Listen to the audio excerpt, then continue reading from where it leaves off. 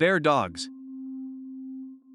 Bear dogs are not closely related to the bear family nor the dog family, being members of the suborder Caniformia and fitting into their own family, Amphicyonidae.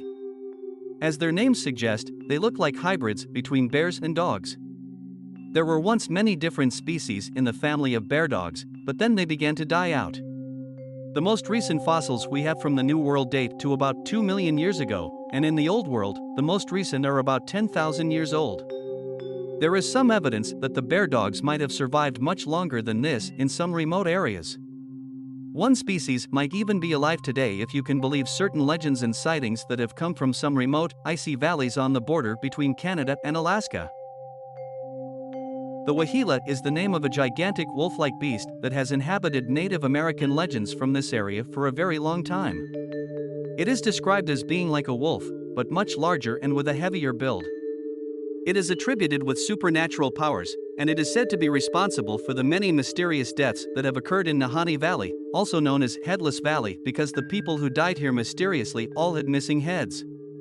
If the only thing we had to go on was these legends, we might be able to ignore the Wahila, but there are also perfectly ordinary sightings made by ordinary Americans. A mechanic described this animal as looking like a wolf on steroids. He estimated its height at 3.5 feet at the shoulder. The largest wolves ever recorded have been 3 feet, 2 inches tall at the shoulder, but giants of this size are truly rare.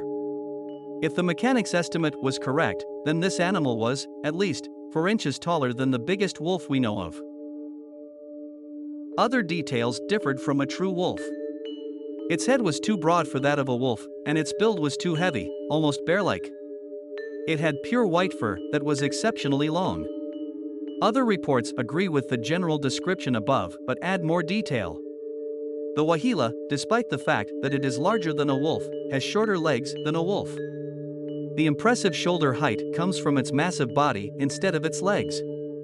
Its ears are smaller than a wolf's ears, and the tracks show toes set farther away from each other than in a wolf's tracks. The Wahila is never found in packs, and they stay in the coldest, most inhospitable environments of the extreme north, favoring areas where there are few people. The area where the Wahila is sighted is one of the most remote places in the world. The fact that these lands are relatively unexplored means that there is a fair chance of discovering new kinds of animal there, perhaps including one that was supposed to have died out 10,000 years ago. On the other hand, this might just be another one of those legend-laden locales that don't pan out when it is fully investigated. Local tribes also report that the Nahanni Valley is infested with evil spirits, and certain other legends attribute the headless corpses to big hairy monsters resembling the Sasquatch. With bipedal hairy humanoids and monstrous wolves being sighted in the same area and blamed for the same violent deaths, it might also be that we have werewolf beliefs being thrown into the mix as well, to make things even more confusing. In the 7th episode of Season 2 in Mountain Monsters, the AIMS team hunts the bear beast of Raleigh County, WV. The creature is suspected to be a grizzly bear canine hybrid, although there are naturally only black bears in the state, not grizzlies.